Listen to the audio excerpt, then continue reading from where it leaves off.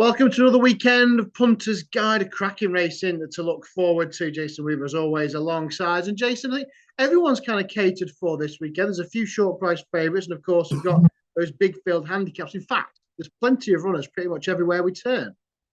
Yeah, good field sizes. Some obvious picks, I feel. So I'd imagine that a lot of people will be strapping a few together. But of course, if you want that big dividend, you've got to get something at a bit of a price thrown in there somewhere. So yeah, I'd agree with you there. A little bit for everybody. Oh, we've got the gold and silver cups over there to look forward to. We're going to start at Ayr with the 120. Then we'll look at the 9 ITV races. A mile handicap here, and the market seems to have latched on to Koi, whose form at Newbury last time out is working out quite well.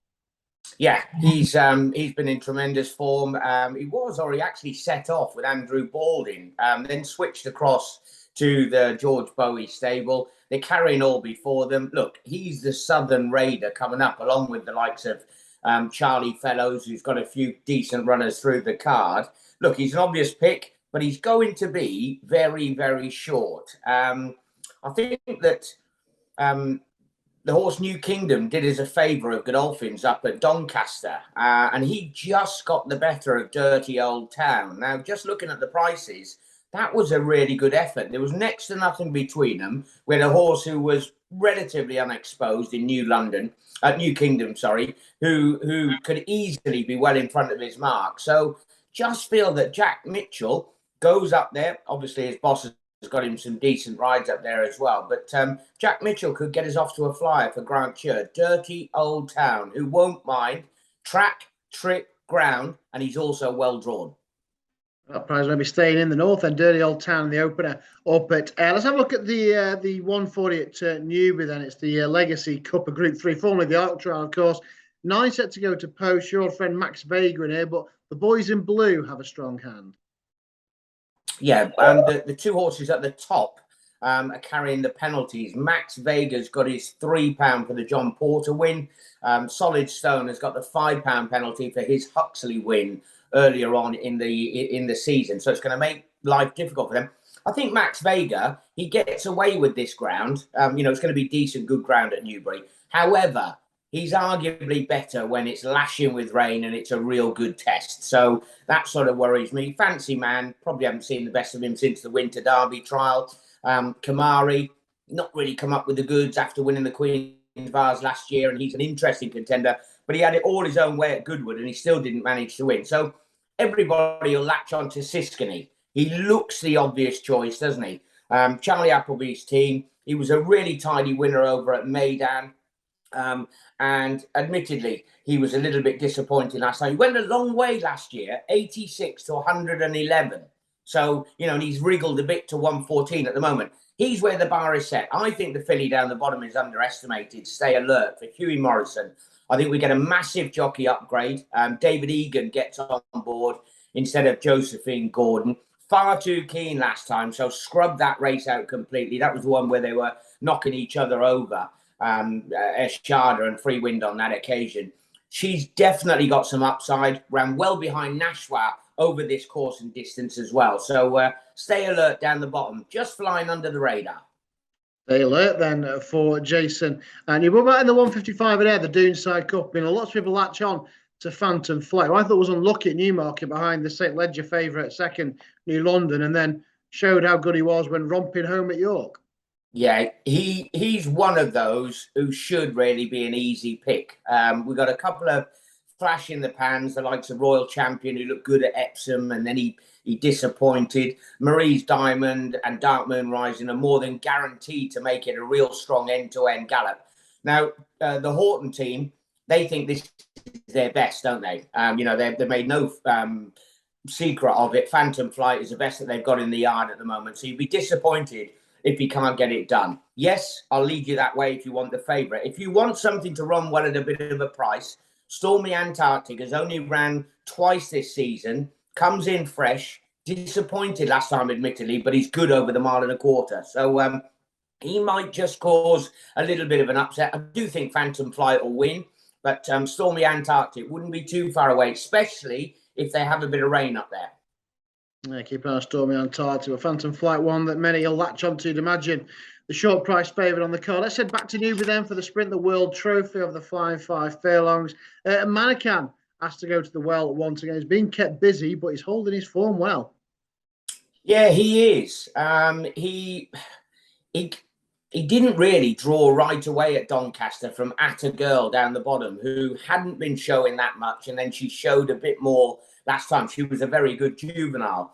And look, he doesn't get a huge allowance now. The 3-year-olds are getting very tight from 3 to 4 at this time of the season.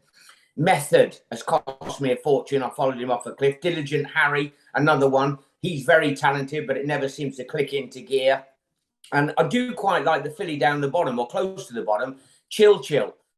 Just have a look back at the Sprint Cup against the very best that we've got to offer. And this is not the best sprint, but she was against the best we've got to offer. It looked as good as anything at the furlong marker, and then just slightly came up short under really quick conditions. So slightly better ground. Andrew Balding, his team couldn't be in any better form. And also drawn in stall number 10, be able to get a little bit of cover there and be towards that stand side rail. So, look, I'm not saying Manican can't win. I just think they are going back pretty quickly after a decent win last time. And Chil probably is stronger form. Yeah, and Chil for the King Power Silks in the World Trophy. Right, this is what we love though, the big handicaps. The Silver Cup is the first of 2 on the card at Ayr over 6 furlongs, a full field. Tamis to be 1-2, the last 3 renewals. He's got plenty in there, including Snash, who at this point looks to go off the market leader. Yeah, Snash is going to be punted. I think that the victory here, only by half a length from Aberama Gold, was okay. And we mustn't get sucked into thinking that this is an absolute super little contest, because 82 bottom rated, 91 top rated. So there's not a lot between them. Got a real sort of condensed handicap. No superstars, if you like. So, yeah, you could argue that Snash was unlucky in the Great St. Wilfrid as well. Just caught a little bit on heels, and maybe it didn't happen for him. There are 1 or 2 in here, though. The likes of Jump the Gun was only 4 lengths behind Fresh at Ascot. Had an absolute horror run on that occasion. David Probert, brilliant rider, got him in. He was really, really keen. The more he took back, the slower they went. And sure enough, the little sprint for home, he was never any better than right on top of the line. He is coming back down in trip, and he's drawn up in 25. But we got Hyper Focus there as well in 23. Guaranteed to get a pace to run at. I just thought he was a bit of a rick as far as the market is concerned. He's up there, big double digits, Jump the Gun. I think he's an each-way player. Ian Jardine, Paul Mulrennan. Yeah, drawn right up on the stands rail as well. Jump the Gun then in the Silver Cup. Well, back to Berkshire then, and to Newbury for the Mill Reef Stakes for the juveniles. Interesting contest, this one. We've got the St. Ledger winning connections of Roger Ver and David Egan in those Elder of Silk with Sakheer. We've got the York winner and the Ripon winner, Should Have Been a Ring, and Clive Cox's Heroism, who's won this race twice in recent years, Clive Cox. Yeah, absolutely. Wings of War last year. Another cliff horse of mine or ours that we've hung on to his tail. So, yeah, obviously respected. Sakheer, it was amazing that he was punted on his debut at Windsor, because he was really carrying a good bit of condition, not given a hard time. And wow, did he take a massive step forward from first to second start. He sort of looks an easy pick. I mean, the Hannon runner, Should Have Been a Ring, is definitely going to make him go. The big sales race win at York, but that wasn't a particularly strong heat. It was just a big field, if you like. And then he managed to win in the listed contest up at Ripon. I'd imagine that was the Hornblower up there, managed to get the job done. So I think that he's the form horse. Potential-wise, it's all about Sakheer, isn't it? You know, the jockey's in great form. Confidence is on a high. Yeah, he's the more likely winner. This time of year, Varian having a very good time.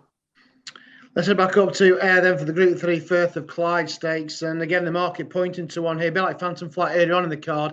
It's the Lau II Queen Me for Kevin Ryan. A very short price favourite in this one. Yeah, I mean, you're looking away from her. You're looking at something that's going to take a significant step forward or has got previous form. Maria Bramwell has sort of gone missing. A lot of these were in the Dick Pool at Salisbury, and that form is probably not strong enough. Queen Me's got a wonderful pedigree. You know, Tom Eves, it's been a torrid season as far as he is concerned, but the father-in-law is looking after him towards the back end. So he's got a few quid in the pocket for Christmas, it looks like. And Queen Me, she was very, very good at Haydock.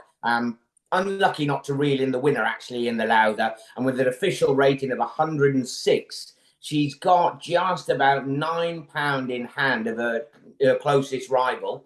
And she's got no mileage. She's got no mileage whatsoever. I mean, the only thing that could cause her not to perform was if it came up real bottomless ground. So probably a little bit of a weather watch.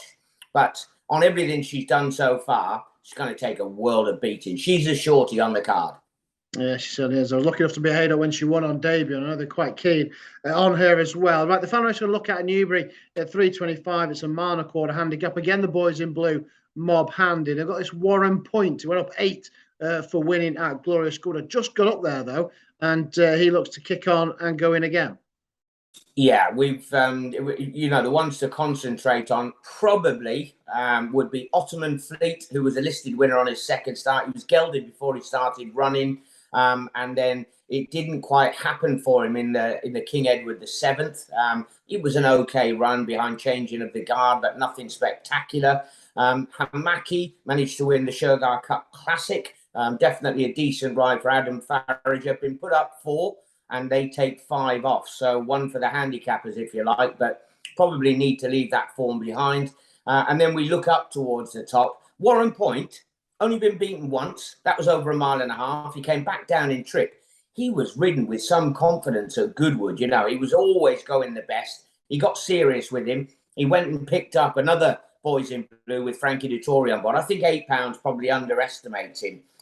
If there was to be something that could go off at a bit of a price, maybe Special Envoy, because he was actually punted into favouritism behind Phantom Flight, who we've been talking about. And he ran an absolute shocker. He was beaten 22 lengths.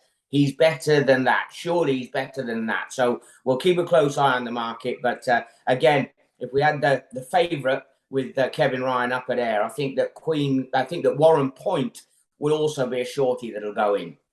The 1 for the boys in blue. And then the big one, the big betting race is the Ayr Gold Cup. I mean, loads of old favourites going in here. Jay's got Comanche Falls, the Stewards Cup winner, Connor Beasley, tremendous. He's had 5 winners already up in Ayr this week. Sir Dan's not an old-timer. Escobar runs in plenty of big races. We've got Summergand, of course, who got his head back in front recently. Last year's winner, Bielsa. And then above all of them is a really unexposed sprinter in the form of Kanjar for the Baid connections.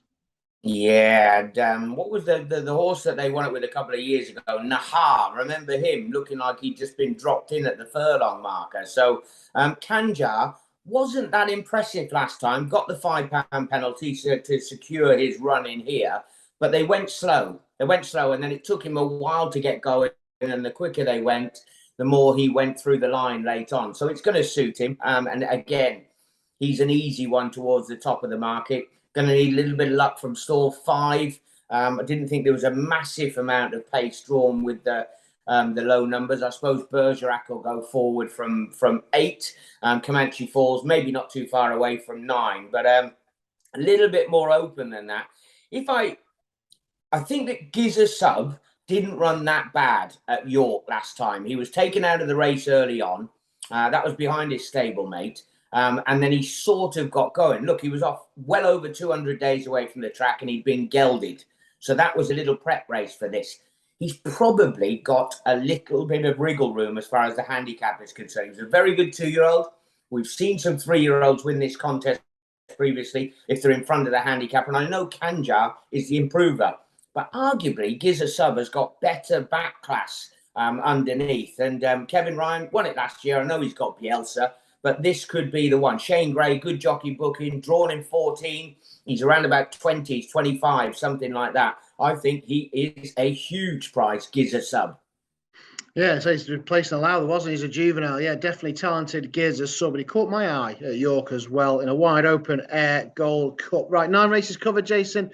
Loads of looked forward to. What were the idea of a best bet on the card this weekend?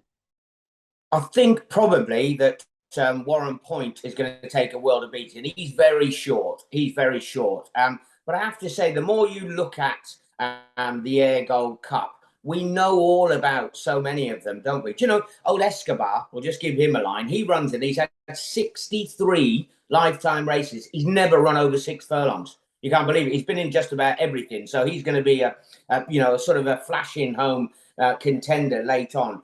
The more I look at it, the more I'm leaning towards Gis A Sub at a big each way price. Look, we're going to get a good number of places, aren't we, with the each way? So yeah, Gis A Sub each way. And if you wanted the nap, I think Warren Point, £8 will not be enough to stop his winning run.